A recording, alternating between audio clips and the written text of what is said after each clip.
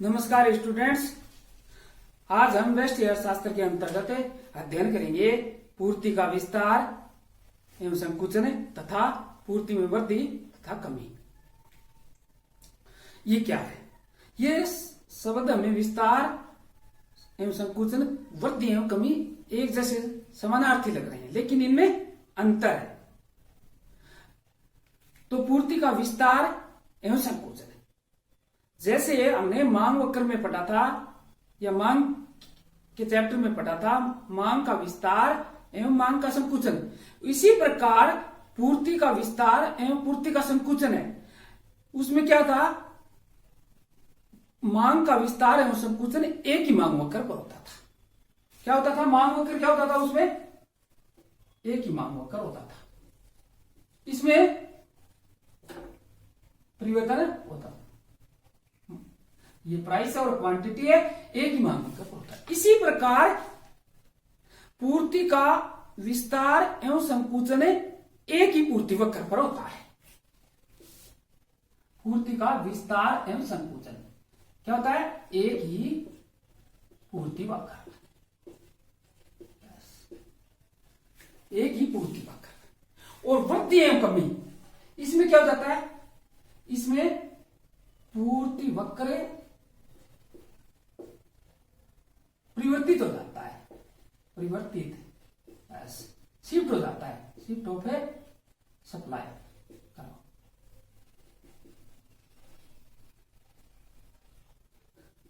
Shift हो जाता है।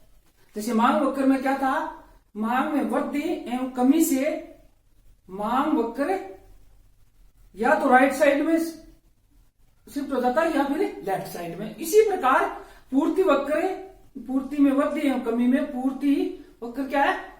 शिफ्ट हो जाता है, शिफ्ट टू सप्लाई करो। और इसमें एक ही पूर्ति वक्र होता है। बस ध्यान रखने योग्य बात यह है इनमें कि पूर्ति विस्तार एवं संकुचन में पूर्ति वक्र एक ही पर होता है, और इसमें अलावा इसमें वृद्धि एवं कमी में पूर्ति वक्र शिफ्ट हो जाता है।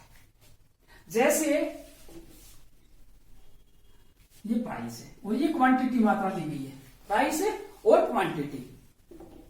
ये क्या होते हैं? जब वस्तु की पूर्ति का विस्तार क्या है? जब किसी वस्तु की अपनी कीमत बढ़ती है तो उसकी पूर्ति का विस्तार होता है। तो कीमत में परिवर्तन के कारण, किसमें? कीमत में परिवर्तन,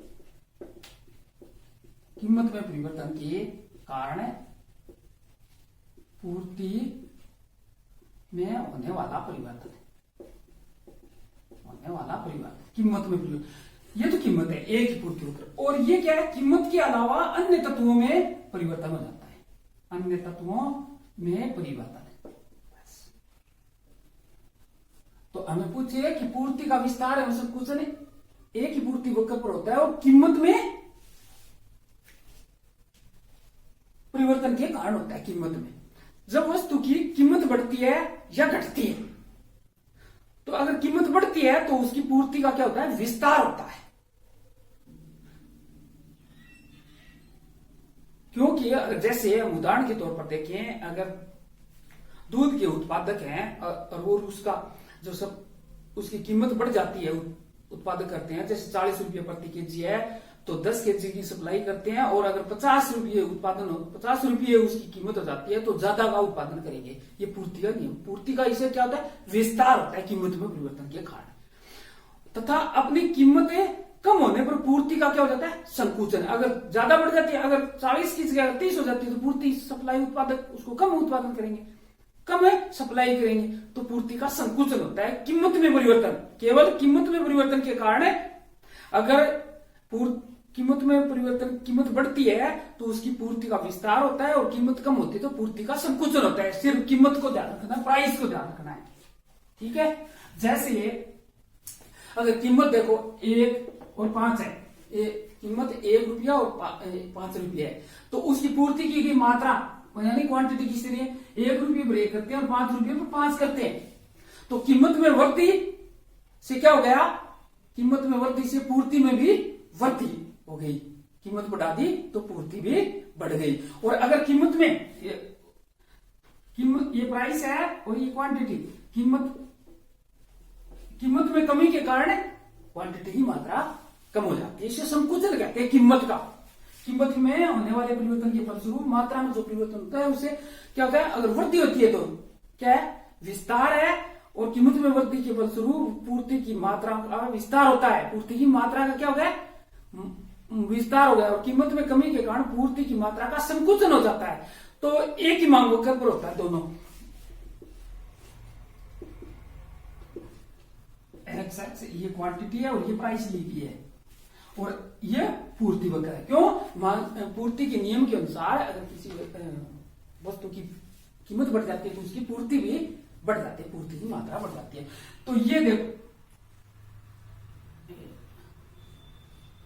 एक और एक रुपये पर क्या है, एक की मात्रा। और अगर 5 हो जाती है, यहां पर 2 3 4 और 5 हो जाती है तो इसका भी विस्तार, ये भी 5 हो जाती है। तो ये क्या हो गया, यहां से यहां तक आना वृद्धि के फलस्वरूप, कीमत में वृद्धि के फलस्वरूप ये हो गया। इस बिंदु से, इस समय बिंदु से यहां तक आ जाना, ये सप्लाई कर्व है। सप्लाई कर्व को आगे एक ही पूर्ति वक्र पर, पूर्ति वक्र क्या है इसमें, एक ही पूर्ति वक्र पर है। तो ये क्या हो गया, एक्सटेंशन ऑफ सप्लाई हो गया। और इसी के फलस्वरूप अगर जैसे इसका विपरीत देखें, ये सप्लाई कर्व,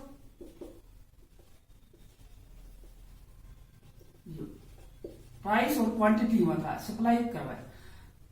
जैसे तो 5 रुपये प्राइस थी तो 5 की सप्लाई करते हो, अगर 1 हो गया तो उसकी क्या हो गया, 1 हो गया। अब देखो इसका इस साइड में आ गया, पहले से मूल समय बिंदु ये था और अभी ये परिवर्तन हो गया, यहां से यहां आ गया, संकुचन हो गया। इसे क्या कहते हैं, पूर्ति का संकुचन। कीमत में कमी के कारण पूर्ति की मात्रा का संकुचन हो गया। ठीक है, यहां से पहले जैसे यहां से इस बिंदु पर आना संकुचन और यहां से इस बिंदु पर जाना विस्तार। तो ये हुआ पूर्ति का विस्तार और संकुचन, कंट्रैक्शन ऑफ सप्लाई, संकुचन, और एक्सटेंशन ऑफ सप्लाई, विस्तार। एक्सटेंशन और कंस्ट्रक्शन यानी विस्तार एवं संकुचन हुए। ये क्या होते हैं, कीमत में परिवर्तन के कारण, और एक ही पूर्ति वक्र पर होते हैं। उसी प्रकार जैसे मांग में विस्तार एवं संकुचन क्या होता है, एक ही मांग वक्र पर होता है, उसी प्रकार पूर्ति का विस्तार एवं संकुचन एक ही पूर्ति वक्र पर होता है। इसमें यह खास बात है, एक ही होते हैं पूर्ति वक्र, चाहे मांग वक्र, विस्तार एवं संकुचन एक ही मांग वक्र पर या एक ही पूर्ति वक्र पर होते हैं। कमी हो जाता है तो क्या आता है, संकुचन कहलाता है। और अगर वृद्धि हो जाता है तो उसमें बढ़ोतरी, विस्तार हो जाता है तो क्या हो जाता है, सप्लाई हो जाता है, एक्सटेंशन ऑफ सप्लाई या एक्सटेंशन ऑफ डिमांड हो जाता है। ये तो हुआ विस्तार एवं संकुचन। इसके बाद है पूर्ति में वृद्धि एवं पूर्ति में कमी। इसमें एक ही मांग वक्र पर, पूर्ति वक्र पर होता है, और इसमें क्या है, पूर्ति वक्र शिफ्ट हो जाता है। अगर राइट तरफ शिफ्ट हो जाता है, जैसे ये पूर्ति वक्र है, ये कीमत के अलावा, इसमें कीमत स्थिर रहती है और कीमत के अलावा अन्य तत्वों में परिवर्तन हो जाना, कीमत के अलावा अन्य तत्वों में परिवर्तन हो जाना। जैसे अगर कीमत समान है, कीमत क्या होती है इसमें, समान रहती है, तो पूर्ति क्या हो जाती है, अधिक भी हो सकती है, और कम कीमत पर समान भी हो सकती है। ठीक है, तो देखो ये क्वांटिटी है और ये प्राइस है, ये पूर्ति वक्र है।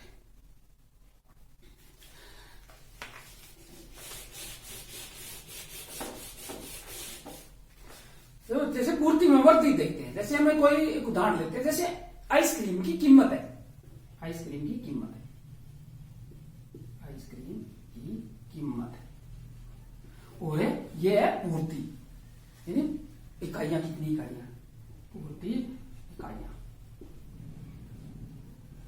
अब देखते हैं, जैसे अगर कीमत, प्राइस समान कीमत है, समान कीमत है, 3 और 3 है, तो अधिक पूर्ति समान कीमत पर क्या हो जाती है, अधिक पूर्ति।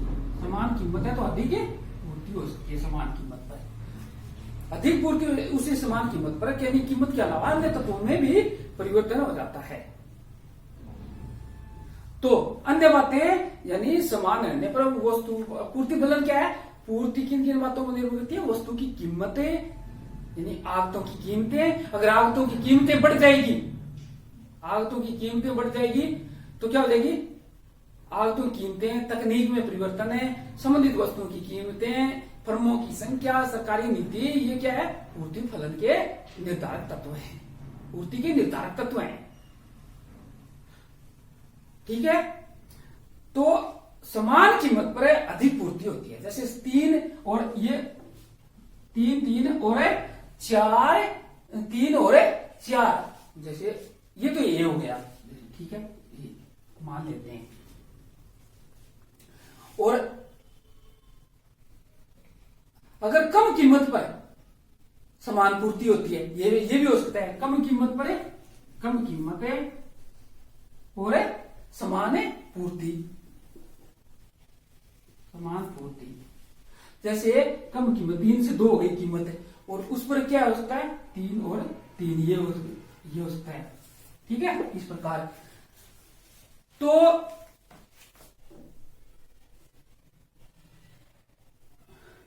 जैसे कीमत समान 3 रुपये कीमत है और 3 इकाइयां माने पूर्ति की जाती है। अगर कीमत समान कीमत इसी कीमत पर हो सकता है ज्यादा पूर्ति हो जाए, हो सकता है क्या है? 4 इकाइयां भी पूर्ति हो सकती है। इसी कीमत पर क्या हो जाता है? पूर्ति भी ज्यादा लोग कर जाते हैं। ठीक है, तो ये हो सकता है इस पर आता है। इसी कीमत पर क्या है? सप्लाई ज्यादा भी बढ़ा सकते हैं। ये SS1 होगा। दूसरा वक्र यहां से A और ये B बिंदु है। A से B तक जाने को क्या कहते हैं? वृद्धि। A से B तक जाने को वृद्धि कहते हैं। और अगर हो सकता है कि 3 रुपये कीमत पर पूर्ति कम करें लोग, 3 रुपये पर पूर्ति कम करें, हो सकता है तो उसमें 2 करनी शुरू कर दे। 2S, ये S है, 2 है, यानी सप्लाई दूसरा है। यहां तक अगर ज्यादा पूर्ति कर देते हैं तो उसको कहते हैं वृद्धि, और कम कर देते हैं उसको कहते हैं कमी।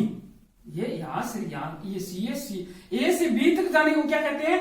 वृद्धि, और C से A तक आने को यानी वापिस आने को सप्लाई कर्व लेफ्ट साइड की ओर हो जाता है तो उसको क्या कहते हैं? कमी कहते हैं। लेफ्ट साइड में हो जाता है सप्लाई कर्व तो उसको कमी, और अगर राइट साइड में शिफ्ट हो जाता है तो उसको कहते हैं वृद्धि, इंक्रीजिंग इन सप्लाई। ये क्या है? A से B तक जाने को इंक्रीजिंग इन सप्लाई, और A से C तक जाने को डिक्रीजिंग इन सप्लाई कहते हैं। तो इसमें क्या है?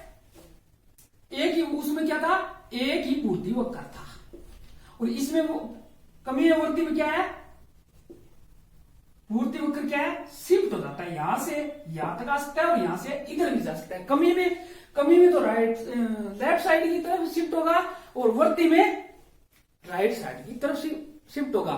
तो राइट साइड की तरफ अगर शिफ्ट होगा तो इंक्रीजिंग इन सप्लाई, और लेफ्ट साइड की तरफ अगर शिफ्ट होगा तो डिक्रीजिंग इन सप्लाई कहलाएगा। जैसे मांग वक्र में परिवर्तन होता था, वृद्धि है मांग में वृद्धि, मांग में कमी से क्या था? मांग वक्र शिफ्ट होता था। उसी प्रकार पूर्ति में वृद्धि एवं पूर्ति में कमी से पूर्ति वक्र शिफ्ट हो सकता है, यानी लेफ्ट की तरफ जा सकता है और राइट की तरफ भी जा सकता है। अगर राइट की तरफ जाता है तो वृद्धि, और लेफ्ट की तरफ जाता है मूल से तो क्या हो जाता है? कमी। ठीक है, तो ये था क्या था? एक्सटेंशन ऑफ सप्लाई और कंस्ट्रक्शन ऑफ ए सप्लाई। दूसरा इसी में था यानी इंक्रीजिंग इन सप्लाई और डिक्रीजिंग इन सप्लाई। दोनों क्या है? एक जैसे समानार्थी शब्द लग रहे हैं, लेकिन इनमें क्या है? अर्थशास्त्र की दृष्टि से इनमें ये प्रमुख अंतर है। क्या है कि अगर एक ही, यानी कीमत में परिवर्तन के कारण पूर्ति का विस्तार है और संकुचन कीमत है, और वृद्धि एवं कमी कीमत के अलावा अन्य तत्वों में परिवर्तन के कारण। जैसे हो सकता है, जैसे परीक्षा के दिनों में पेन की कीमत क्या है, समान कीमत पर, जैसे 5 रुपये कीमत है, उसकी डिमांड ज्यादा हो जाए, मांग ज्यादा हो जाए समान कीमत पर, तो क्या हो गया, वृद्धि समान कीमत पर। और अगर परीक्षा के अलावा पेन की कीमत 5 रुपये और परीक्षा का अगर मौसम ये चला जाता है एग्जाम का टाइम, तो उसके बराबर 5 रुपये कीमत पर उसकी मांग कम भी हो सकती है, तो उसको क्या कहते हैं, कमी कहते हैं। वही तो मांग में था, और इसी प्रकार पूर्ति में। और कीमत, जैसे कीमत में परिवर्तन हो, जैसे पेन की कीमत 5 से बढ़कर अगर 7 हो जाए, 5 से बढ़कर अगर कीमत पेन की कीमत 7 हो जाए, तो क्या है, मांग के नियम अनुसार कम की पेन खरीदेंगे लोग। और कीमत अगर घटकर हो जाए, 5 से घटकर 3 हो जाए, तो ज्यादा खरीदेंगे। तो ये क्या हो गया, कीमत में परिवर्तन के कारण क्या हुआ, एक्सटेंशन और कंस्ट्रक्शन हुआ। और उसी प्रकार कीमत के अलावा अन्य तत्वों में परिवर्तन के कारण क्या हुआ, इंक्रीजिंग एंड डिक्रीजिंग हुआ। तो ये था पूर्ति में विस्तार एवं संकुचन है तथा वृद्धि एवं कमी। इस